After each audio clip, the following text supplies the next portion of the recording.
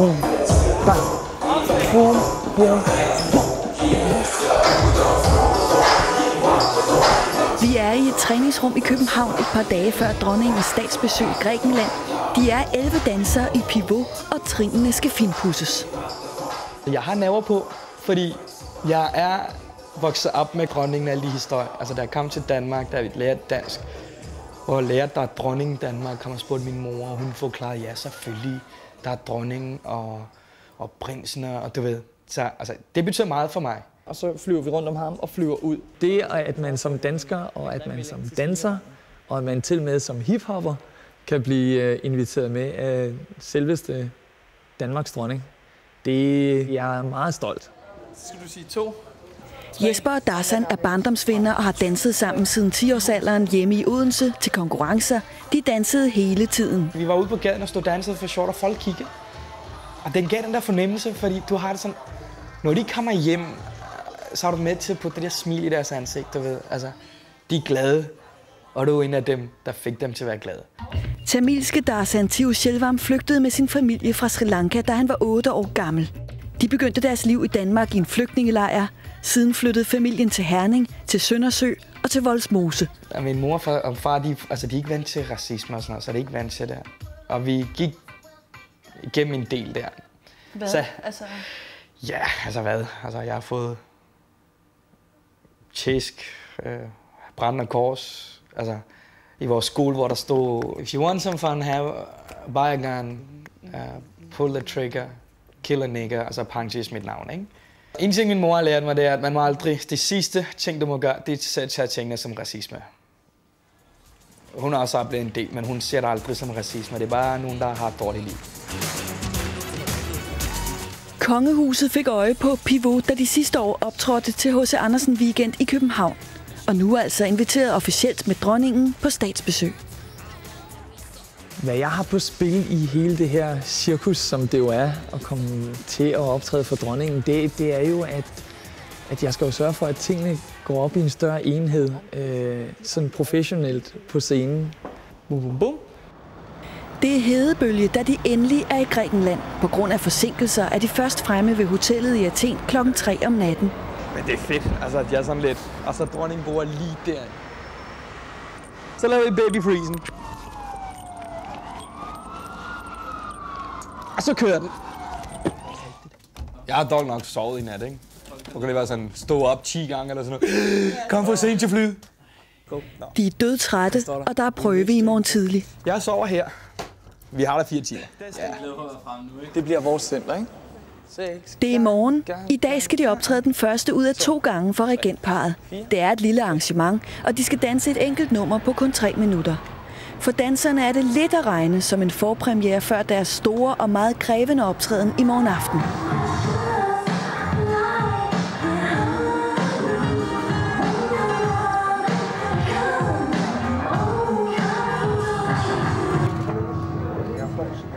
Til frokosten er der ud over dronningen mange spidser fra kulturlivet. Sådan. Det er jeg glad for. Ej, hvor det godt. Det var simpelthen så godt. Alle folk sad bare og smilede. Og ja, folk var smilede. Det var virkelig så... rigtig meget. Hun smilede. I er så gode. Tusind tak. Der var en hel masse af de finkulturelle mennesker, som fik set os, og fik set, at det, vi laver, faktisk er okay på linje med alt det, man er vant til at se af klassiske indslag. Så det medførte jo en blåstempling.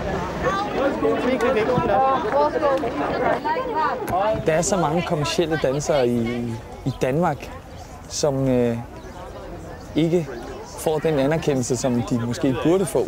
Vi knokler jo lige så meget som alle de etablerede kongelige balletdansere, for eksempel. Altså, det er bare dans, altså hvad kan man? Det er jo hobby. Efter mine forældre, så skulle jeg have været arkitekt eller læge eller et eller andet. Altså, hvor jeg kommer fra, vi er meget uddannelsesmennesker. Vi kæmpede meget, ikke? Og folk var sådan, du danser? Ja, okay, hvad laver du ud over det? Det spørger de stadigvæk jo. Og så, får du så meget for bare at stå og vride med dine røv? Sådan siger folk, ikke? Og I har vel set nu, ikke? Altså, vi står ikke bare og shaker røv, jo. Altså. Danserne har været i Grækenland i 2 dage, og denne aften skal være deres store aften. Det er den, de har set frem til i ugevis. Dronningen har inviteret sine græske værter, blandt andet regeringen, til en stor fest herinde.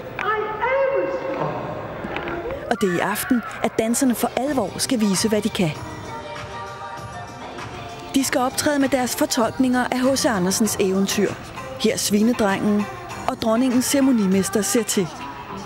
Hedebølgen topper denne eftermiddag, og det er hårdt at øve igennem for 117. gang i 36 graders varme. Selvtilliden er i top efter det vellykkede arrangement i går. Til gengæld er præstationsangsten så meget desto større. Imens holder dronningen pressemøde ombord på Dannebrog. Og hvad synes de om deres hiphop-nummer? Det var meget morsomt at se, og jeg må sige, at jeg synes, de var vældig dygtige, og vi kunne sagtens have set mere. Og dronningen kommer jo til at se mere til Pivot. De sidste forberedelser er i gang. Her til aften skal den store returmiddag finde sted. Det er her, hvor dronningen har inviteret de fornemste mennesker i landet til at komme og spise sammen, se dansk underholdning, blandt andet Pivot. De sidste forberedelser i omklædningsrummet. Trinene prøves igennem igen og igen og igen. Der er ikke tid til snak, kun koncentration. Nyd hvert et øjeblik. Jeg ved, I kan det. I ved, I kan det. Forfra og bagfra på et ben i søvne. Nu er det bare at nyde det. Det er once in a lifetime. Det er lige før og næsten. Bag scenen, knus og held og lykke. Og så er det nu.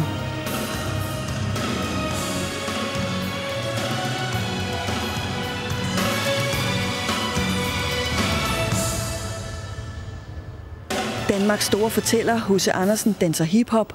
Og så skal det gå stærkt. De har 17 sekunder til at skifte tøj.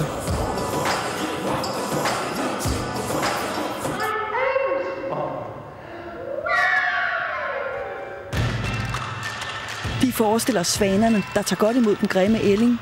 Ællingen, der jo i virkeligheden er en svane. Ny lynomklædning igen til de røde sko. H.C. Andersens fortælling om den forfængelige Karen, der har røde sko på til sin konfirmation, og som glemmer sit fadervor, og som får en grum straf for sin danseglæde.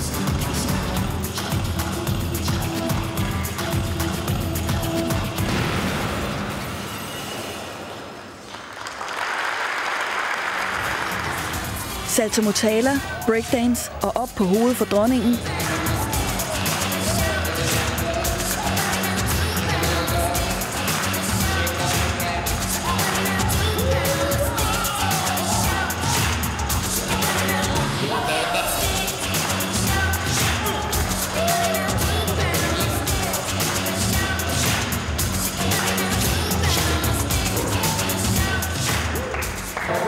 Og så, 10 minutter senere, det er overstået.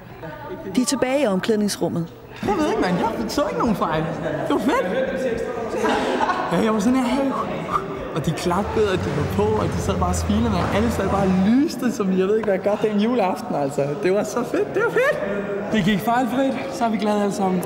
Kiggede du på dronningen? Hvad? Kiggede du på dronningen? Ja, selvfølgelig. Det var lidt sådan, nu har jeg overskud, så er det lige. Hey, altså dansk videre, ikke? Ikke alt for lang tid, så mister jeg det. Det gik godt, det gik. Hvad synes I? Jeg synes, det gik godt. Jeg synes, det var fantastisk.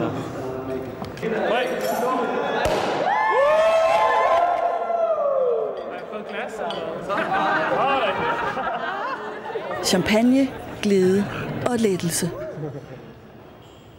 Tusind tak. Tak for i aften. Det var så smukt. Det var godt. Det var stort. Det var perfekt. Bedre kan det ikke blive. Så jeg er den grimme ælling, ikke? Hvad mener du med, at du er den grimme ælling? Fordi jeg kom som flygtning. Og så bliver jeg til svagen, danser for dronningen. Skål!